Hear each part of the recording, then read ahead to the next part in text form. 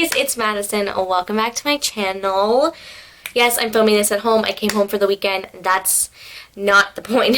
But if you're new, welcome. I share my recovery journey from my eating disorder and my life on this channel. So make sure you hit the subscribe button down below and turn on post notifications so you never miss an upload. I upload twice a week. Let's get it. For today's video, I have decided to kind of bounce off of Thursday's video. I had a completely different video in mind for today, but I've decided to push that back and push that to the following week or the week after, I'm not sure yet, and film this because I posted on Thursday, I posted a video talking about why it's so important to accept your body for what it is, and trust your body. Why it's so important in recovery and just in general. And I got such a good response of people commenting, messaging me on Instagram, asking me like, what do you do? Like, how did you get to this place? Yes, it's important, but like, how do I get there? And so I kind of was like, I think I need to make this video first. And so I'm going to make, this video is going to be all about like my 5 key things that I did that I know will help you to getting to that acceptance and trust of your body. The first one is to detox your social media, which I have talked about a lot. And what I mean by that is not just like, not detox it, but also just like follow accounts that make you feel good and that promote body positivity, promote body acceptance, promote trust in yourself and your body. Follow those accounts. It's okay if that's not all you follow, but you definitely need a slew of those so that your feed has like a good portion of that as your feed. When you're first learning how to accept and trust your body, you want the majority of your feed to be accounts like that. Believe me, I thought I was like, oh, I can just follow a few, but no.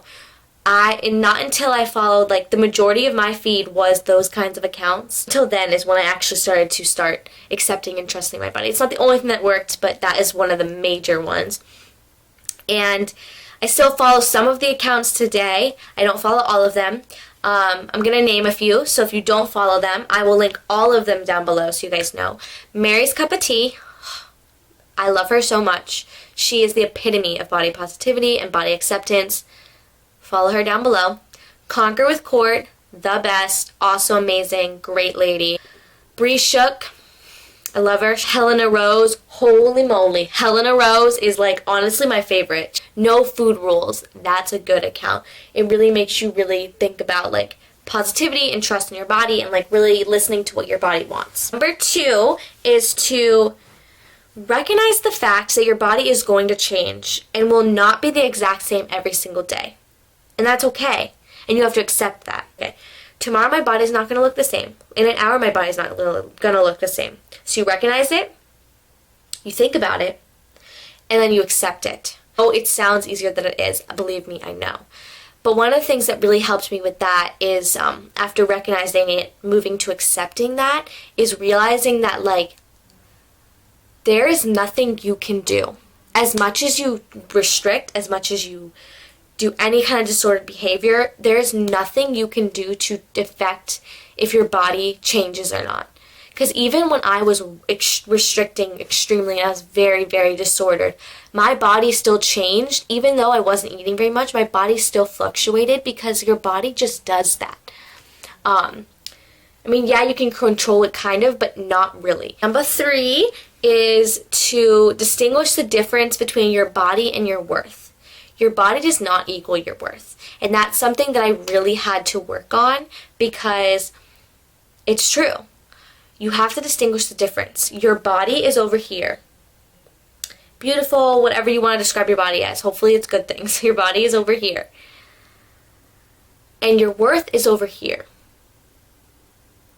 They do not cross. They do not equal. They do not touch. They are not the same thing. Your body is not your worth. There's so much more to you than your body. One of the things that really helped me with separating the two is for a month, and if I needed to go longer, I would have, but I didn't. A month, every single day, I wrote 5 things down that I loved about myself that had nothing to do with the way I looked.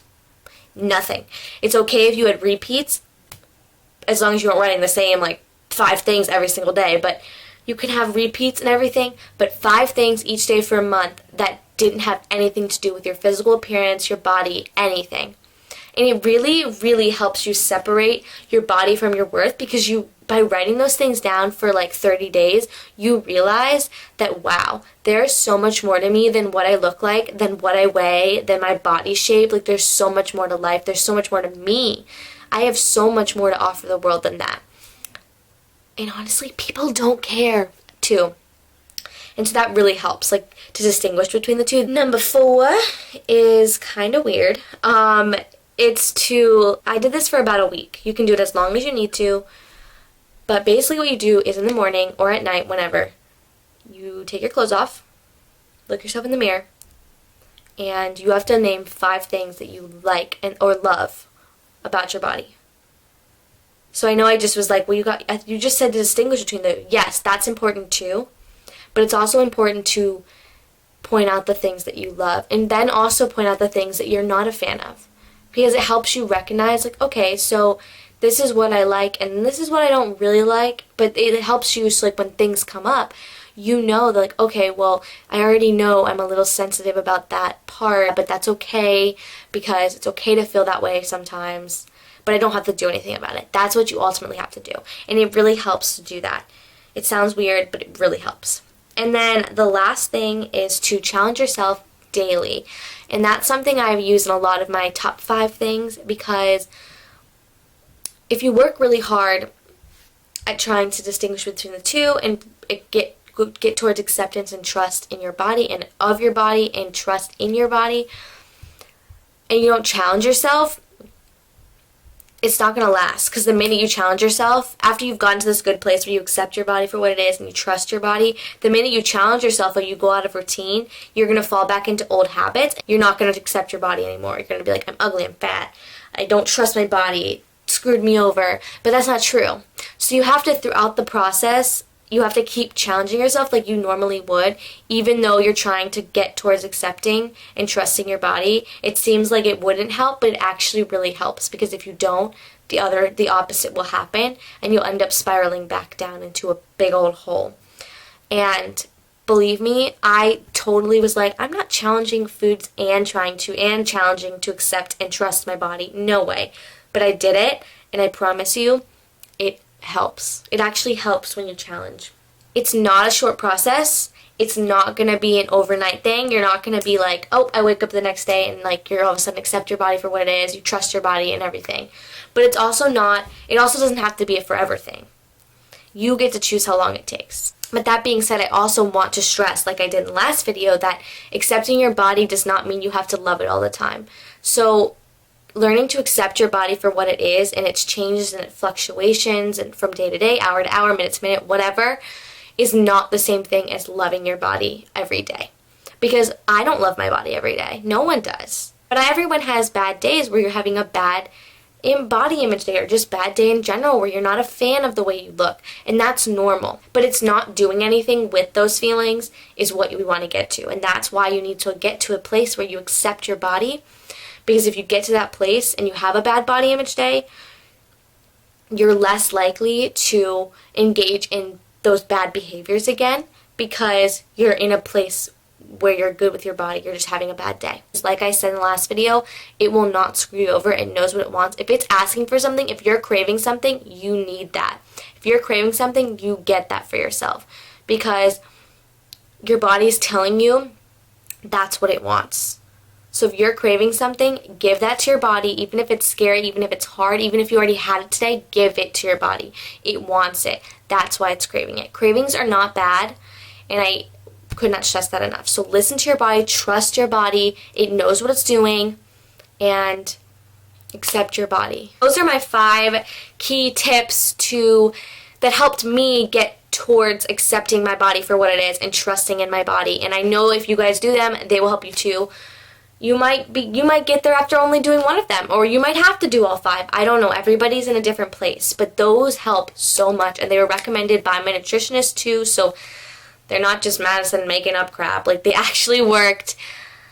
I can't recommend them enough, and I love you guys so much. If you guys like this video, make sure you give it a thumbs up. If you guys want me to do more sit-down videos where I share like my top 5 positive vibe videos or just any kind of video like that, comment down below, let me know, give it a thumbs up. Make sure you check out my previous video, which I talked about earlier, down below, and check out all the Instagrams I named down below because they're amazing. And make sure you follow me on Instagram at Madison Parmenter. That'll be down below, as well as my other socials, and I will see you guys very soon in another wonderful video. Stay awesome, stay beautiful, stay strong, and know that this season you're in will not last forever. My queens. Bye!